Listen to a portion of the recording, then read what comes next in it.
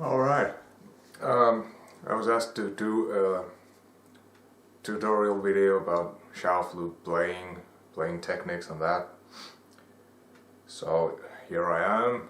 I already made one, but that was like half an hour of rambling and this and that. So I kind of, as editing it, I stated that now I'm gonna have to do this again and straight to the point. That's why I have this up here.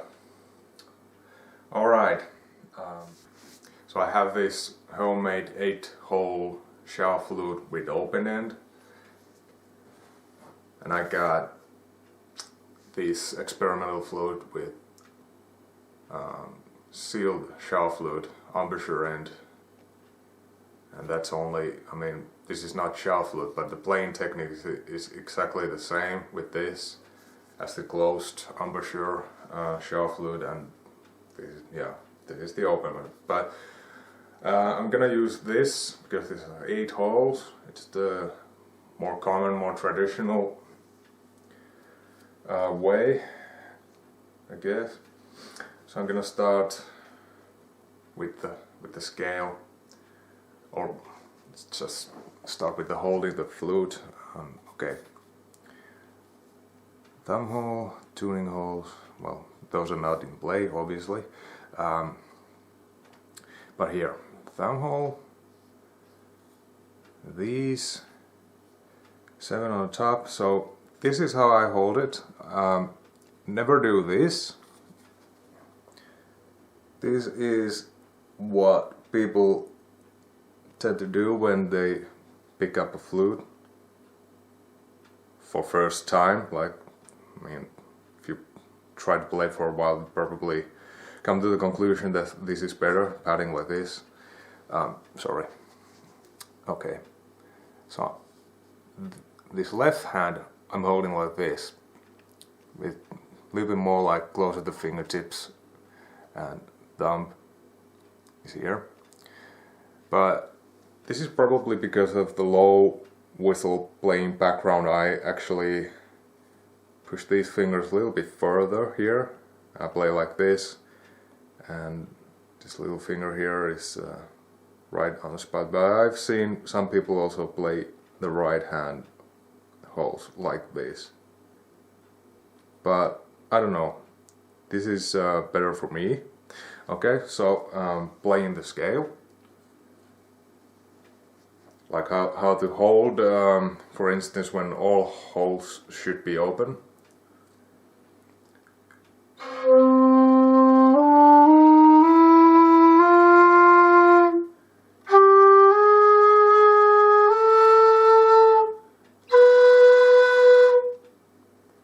Okay, so you notice that I kept 2 holes closed. I'll do this again.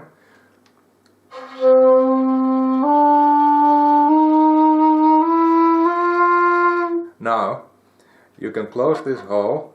It doesn't affect the tuning, or, I mean, it does, but the effect is so little that it doesn't matter. So this is how you will hold with the right hand when basically all these holes are open, when you go up the scale. And now we can hold the flute with the right hand, and now let's go to the left. Yeah.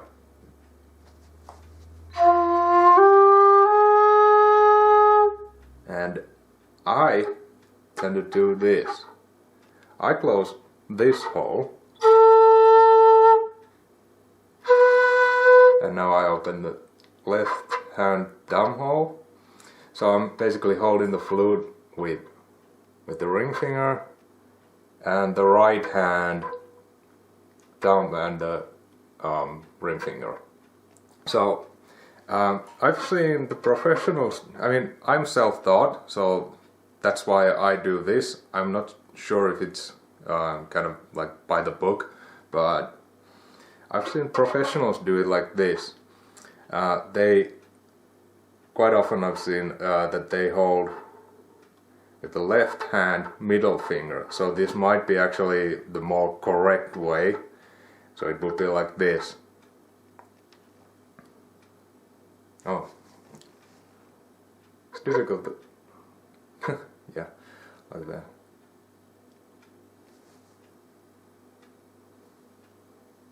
So this is how you'll be able to hold the flute, get a steady hold, and you'll be able to support the flute against your lip.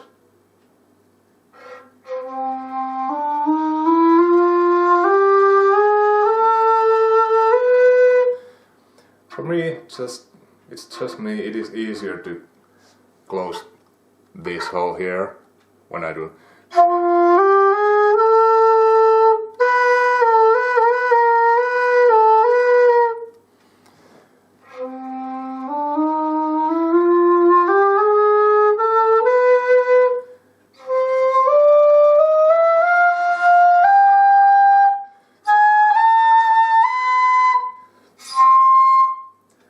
Three octaves for the root note.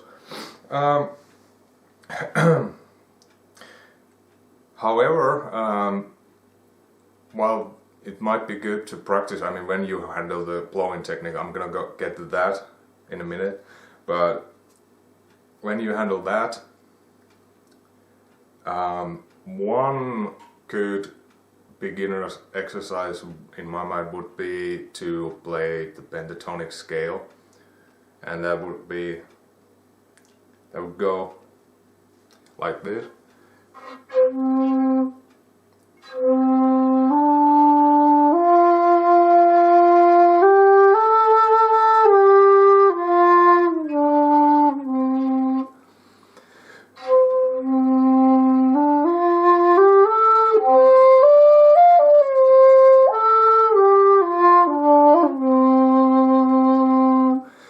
Because like that you will be able to keep the thumb and the ring finger here holding the pipe at all times, and same here.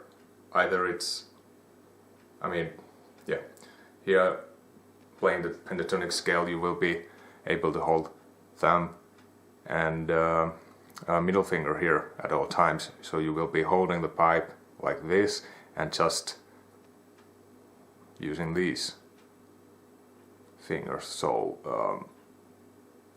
the holding the flute is much easier, and it's perhaps much easier if you can little bit play like you handle the blowing technique somewhat, not well, but you can play the sound, so it might be easiest to start practicing the playing like that with pentatonic scale, because the holding is easier, and actually the full scale anyway is quite rarely played. I mean, I don't know any tune where you would need to play absolutely all the fingerings that are there available. Yeah, that's all that comes to my mind about that. So the blowing technique next. Okay, let's start with this seal then. Let's see how I do. I mean, I play open embouchure and Xiao flutes practically always. I mean, a little bit rusty with this. I can guess I am a bit rusty with this, definitely. Let's see how it goes.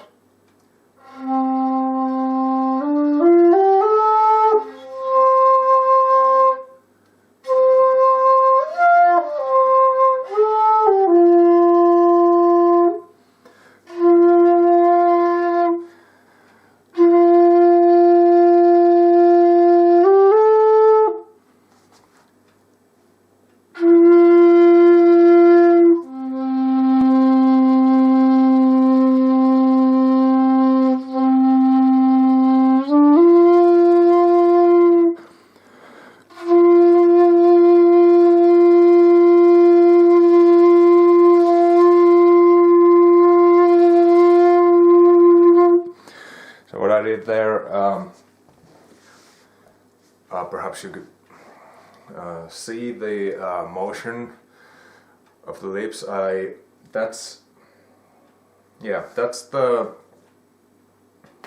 perhaps, I don't know if it's the first thing you should do, but if you can't get sound out of the flute, that might be the way to kind of start searching for the sweet spot for the sound. And that's kind of like what I was doing there. I mean, I was already there, but one thing you can start with is, I'm gonna show it with this open end because I feel more comfortable with it, but basically these techniques, what I'm showing, these practices now, they work with the sealed end.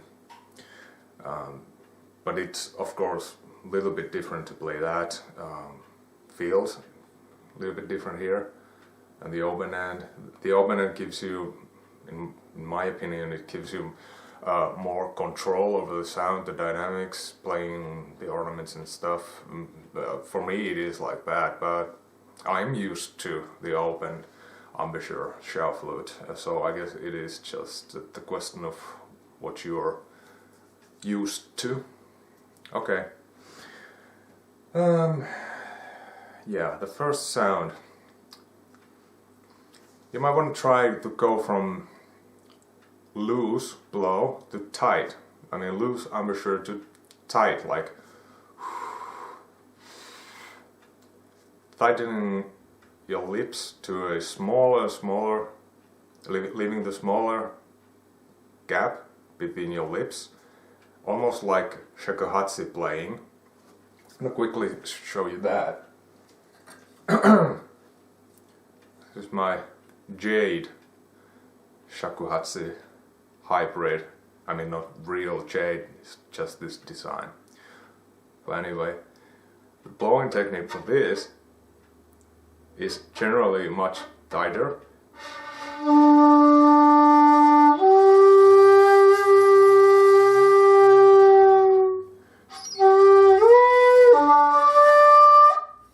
So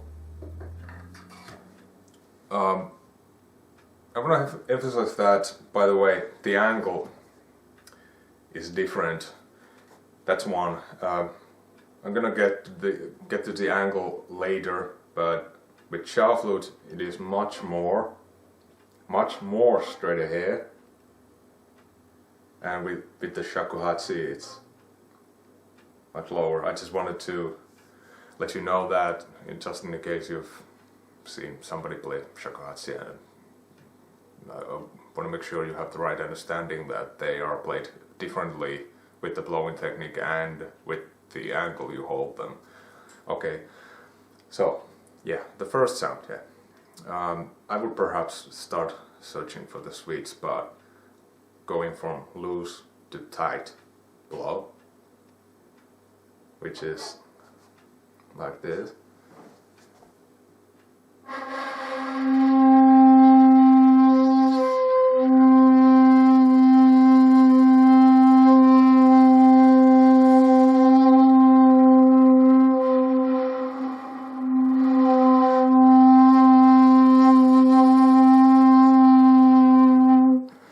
And that's one way to kind of allow the flute to play a sound. If you have, I mean, you can have too small gap between your lips, or not too small, but the smaller it is, more precision it takes. Of course, it can be also too big or too loose, in which case it won't play a sound.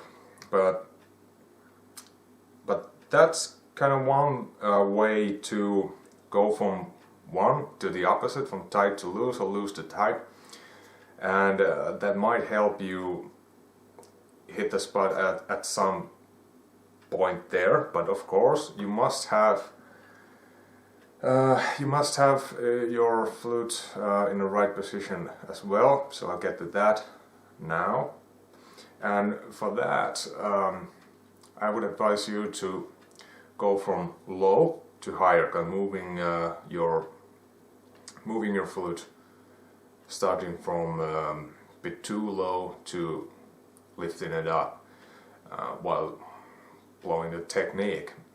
And why I say from low to high, because I've seen people, like some friends sometimes asked, may I try if they can get the sound, and pretty much always they place the flute too far up, and they practically blow in straight to the pipe, inside the pipe. So I guess that is more common mistake, so that's why I would personally advise to start from low and then lifting it up like this. Okay, it's fairly too low. A little bit higher. Higher. That's a bad sound. Higher, just a bit.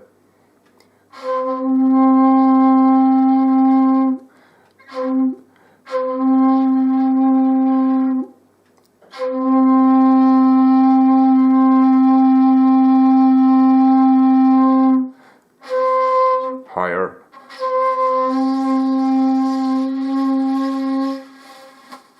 And the sound disappears eventually.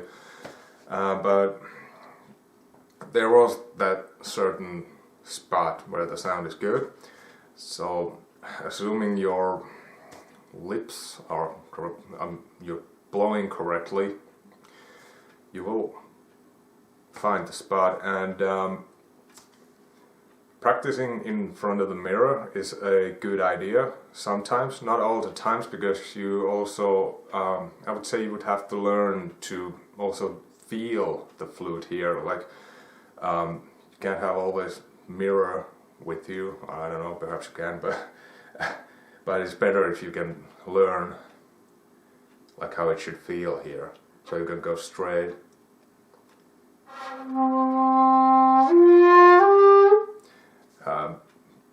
Perhaps you're aiming to perform live someday or something like that. So it is that you know how it must feel against your lower lip. That's essential. Okay, yeah, the angle, quite simple. It does matter. It affects the pitch. It affects the sound. I'll show you that. Okay, I'll just simply alter the angle.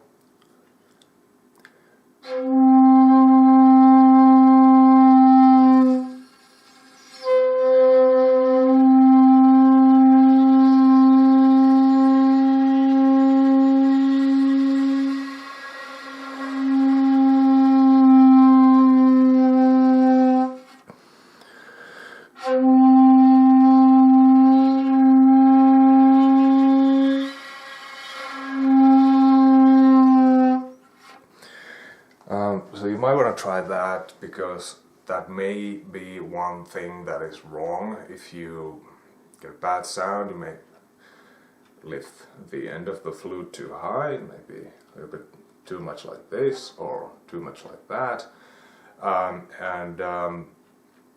As long as you can get the sound, okay, that's good, but it is, with this kind of flutes, all the rim-blown flutes, basically, it is possible to play them off tune, even if they are well tuned. The instrument itself may be well tuned, but if you're like, if you tilt this way, excuse me, I play a little bit higher note, you'll probably hear better.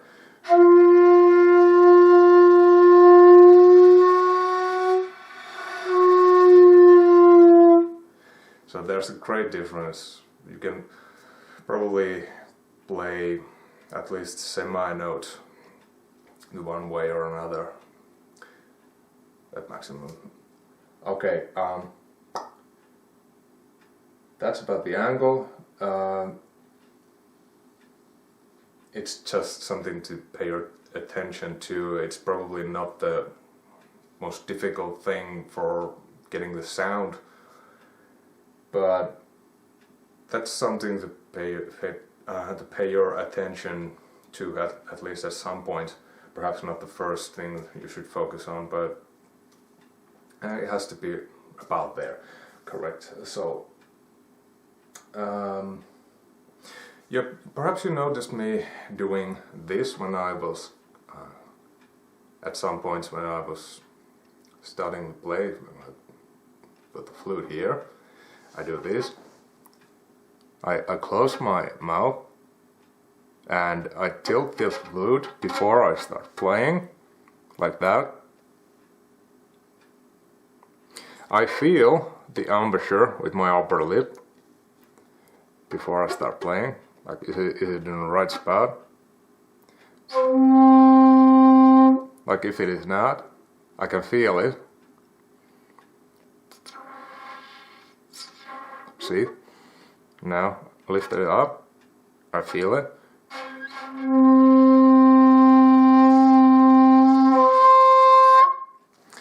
And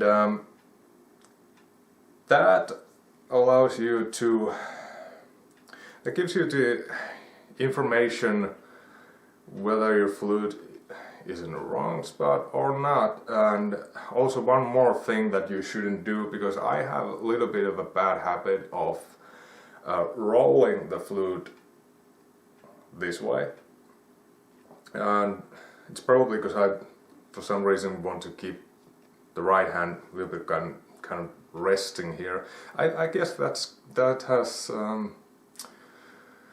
come to me from low whistle playing. For some reason low whistle play a little bit like, kind of like leaning like this right hand lower, and I don't know, or perhaps not, but anyway I tend to roll it a bit too much. Sometimes I start playing okay, but I notice at some point that I'm not playing the good sound anymore, and usually then when I do this I notice that my flute is pointing 1 o'clock.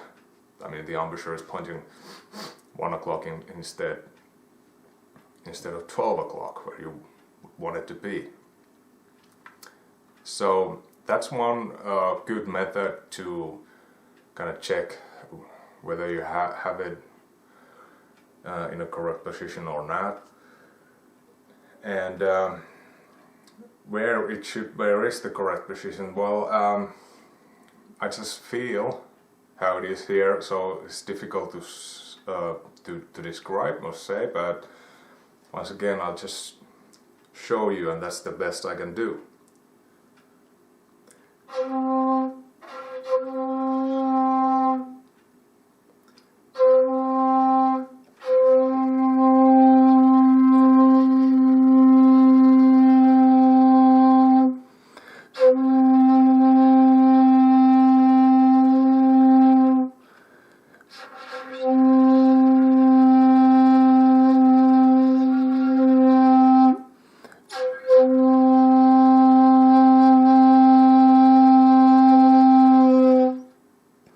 So, tilting, mouth closed. It is this line of the outer side of the body, basically this edge here, is pretty close in the middle. I mean, right between the lips. Perhaps it's slightly more against my upper lip when I tilt my head, not my head like that to feel it, but I don't know. Best I can do, like I said, is to show you. It's difficult to describe. It feels in a certain way, but it may look a little bit different. So that's where the mirror comes in, because you saw how I played, and you can compare with the mirror. I would definitely advise you to find more information and as many tutorials as possible. I have one way of explaining things, and I hope you found some things on this video that you perhaps couldn't find from some other videos, but I'm self-taught, so some methods and techniques that I use maybe not quite by the book, so the more information you can get, the better, obviously. So that's why I would advise you to gather as much information as possible. But yeah, if something is unclear and if I can explain it, perhaps I will make another video. This was kind of like very basics, very first stuff, at least in my opinion, to do when learning to play. I mean, I didn't go to playing the higher octave. I mean, that's I wouldn't worry about that first. I mean, first the sound, the lower octave, and worry about jumping to the higher octave later. But I would say just briefly that if your blowing technique is correct, it isn't that hard to play the higher octave.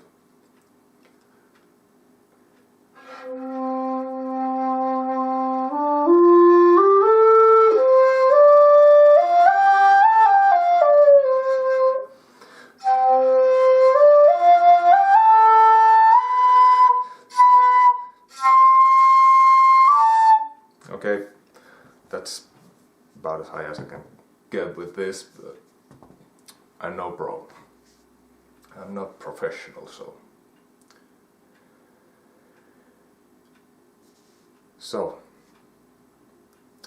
that's it for now, and I hope this helped.